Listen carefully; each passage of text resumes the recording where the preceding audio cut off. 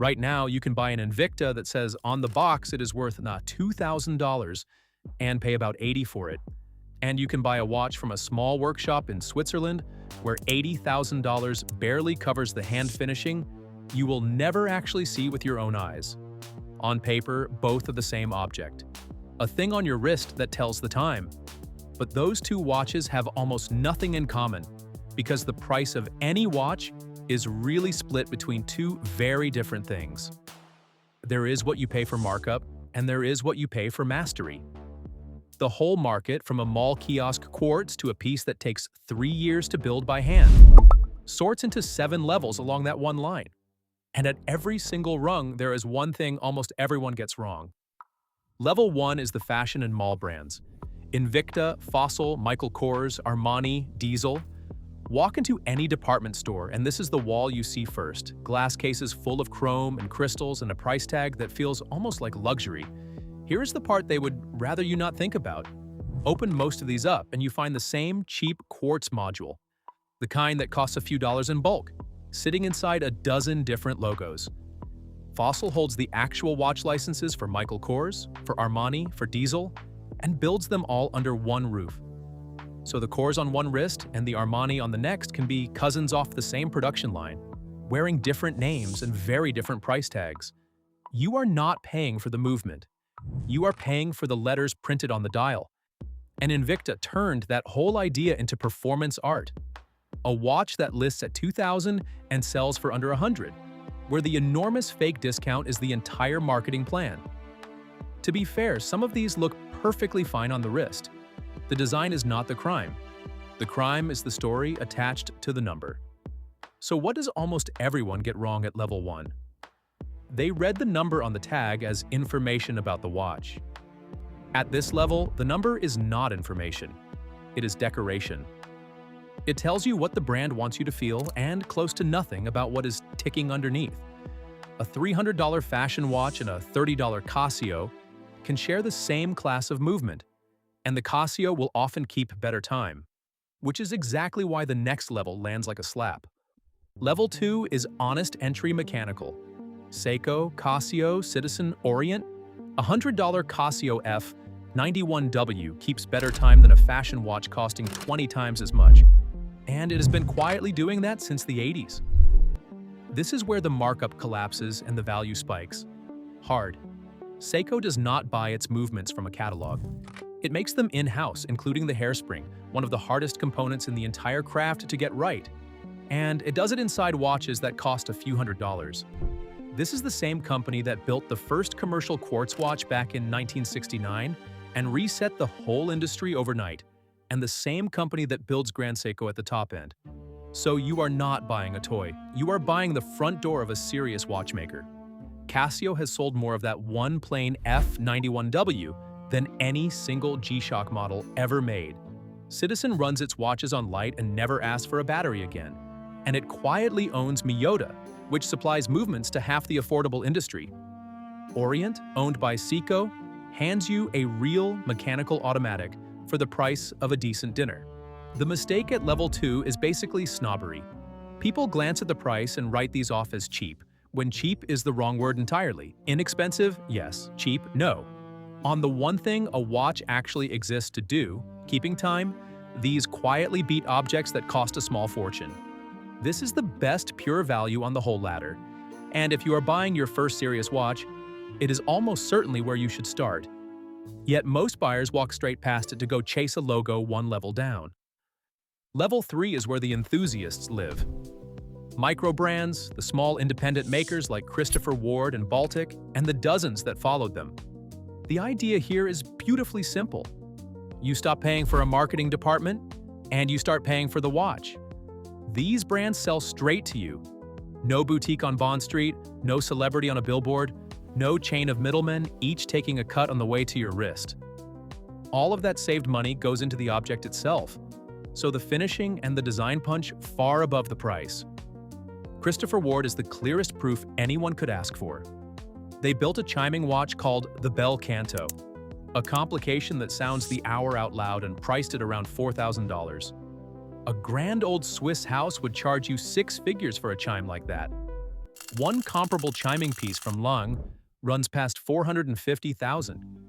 That $4,000 watch won a top industry prize in Geneva, and Christopher Ward has since grown so fast that calling it a microbrand now almost undersells it. Baltic, out of France, does the same trick with vintage-inspired design that looks like it should cost triple. The fear that freezes people here is resale. The worry that there is no famous name behind the watch, no reputation, nothing to hold its value. So be honest about it. Resale on a small brand is thinner, that part is true. But you did not overpay at the counter in the first place, so there is far less to lose on the way back out. And the reputation you were nervous about? For the good ones, it is already real, and it is growing every year.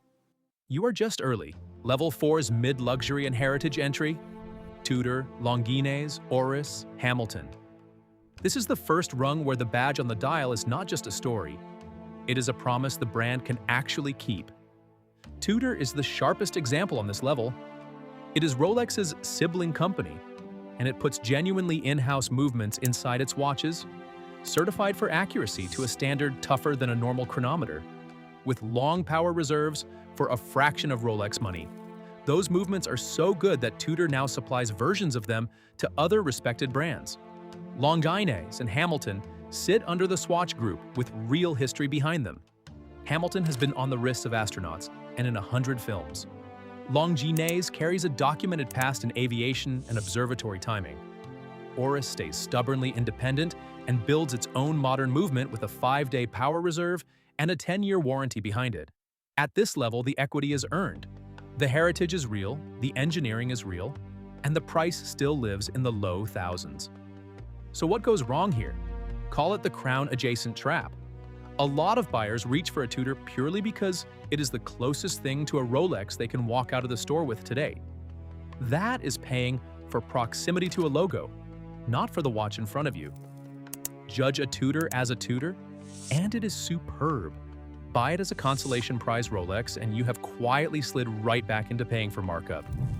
You are now halfway up the ladder, and this is where the money starts getting serious and the mistakes start getting expensive. If this breakdown is useful to you, take a second and subscribe. This channel is here to tell you what you are actually paying for, one honest level at a time. Because the next thing that happens on this chart is the strangest part of the whole story. Level 5 is the status layer: Rolex, Omega, Cartier, and this is the strange one, the level where our two lines, markup and mastery, finally cross and blur into each other. Everywhere below this point, you could cleanly pull the two apart. Cheap markup at the bottom, honest value in the middle. Here, you simply cannot. A Rolex Submariner is a superbly built tool watch made from a harder, more corrosion-resistant steel than the industry standard, engineered and tested to a level very few brands reach. It is also a status object with a waiting list and a gray market premium that has nothing to do with the metal. Both of those things are true in the same watch at the same time. Omega tells the same story. Its movements are genuinely advanced and heavily anti-magnetic. And the Speedmaster really did go to the moon, but you are also buying a symbol the whole planet recognizes. Cartier hands you a century of design language, the Tank and the Santos, that no startup can fake. The mistake at level 5 runs in both directions at once. One camp sneers that it is all badge and no substance, and they are wrong, because the mastery here is genuinely real. The other camp insists the price is all quality, pure engineering, no ego attached, and they are wrong too, because a large slice of that number is pure status. For the first time on the ladder, you are paying for both things together, and pretending otherwise is exactly how people talk themselves into a watch they later regret. Level 6 is the entry to Haute horology and the rising independence. Audemars Piguet, Jaeger-LeCoultre, A. Lange, and Sona, and a handful of small makers climbing fast. Here the balance finally tips. Mastery stops sharing the stage with markup and starts to run the show. Jaeger-LeCoultre is often called the watchmaker's watchmaker because for years, it quietly built movements for the most famous houses in the world before they stamped their own names on the dial. It has designed well over 1,000 of its own movements, from the flip case Reverso to a clock that runs on nothing but changes in air temperature. Lange, out of Germany, uses plates of untreated German silver, engraves a single balance bridge by hand so no two watches are ever identical, then assembles the entire movement, takes it completely apart, and assembles it a second time. Audemars Piguet's Royal Oak, drawn up by Gerald Genta back in 1972, carries a level of hand finishing on its case and bracelet that a photograph can barely show you. And the independents climbing into this space, makers like Rexhepi, are now beating the old houses on pure finishing. You are well past status now. You are paying for hours of skilled human hands poured into every surface. The thing people get wrong here is filing a $40,000 watch under the same heading as a Rolex. Just a pricier version of one. It is a completely different game. A Rolex is built to a superb industrial standard in real volume by machines and people working together. A watch at this level is finished by hand in small numbers to a standard the industrial world simply cannot reach at scale. Same wrist, completely different intention behind the object. And then there is level 7. True mastery. Patek Philippe, FP Journet, Philippe Dufour, Greubel Forsey.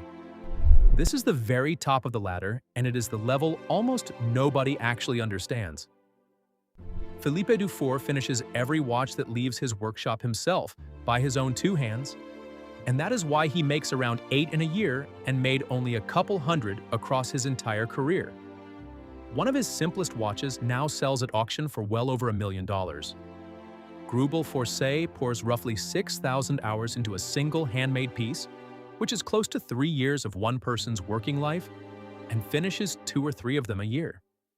Patek Philippe polishes surfaces that live sealed inside the case, bevels and screw heads and bridges that no owner will ever lay eyes on without pulling the movement apart. Their old line is that you never actually own a Patek. You just look after it for the next generation. You are not paying for accuracy anymore. A $10 quartz is more accurate. You are paying for human hands and for perfection on the parts you will never see. So here's what people get wrong at the very top, and it is the biggest miss of the entire list. They ask what the point is. They demand a practical reason to justify the number, and when they cannot find one, they call the whole thing a scam. But there is no practical justification, and there was never supposed to be one. This is art. It is a person spending 3 years making something flawless on the inside, for surfaces you will never see for the pure sake of doing it. You do not ask a painting to justify its price, and you do not ask this to either. So that is the ladder from markup all the way to mastery. But the useful part is not memorizing 7 names. It is knowing which rung you are honestly standing on when you buy, and being clear-eyed about what you are handing your money over for.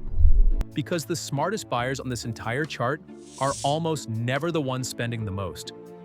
They are the ones who know exactly where markup ends and mastery begins, and flatly refuse to pay for the wrong one. So the real question is not how high you can climb. It is where on this ladder your money finally stops buying the story and starts buying the watch. And that answer is not the same for everyone watching this. Once you know your rung, the next question is which brands on this whole ladder are quietly overpriced for what they deliver, and which are secretly a steal. That is the ranking worth arguing about, and it is the one coming next.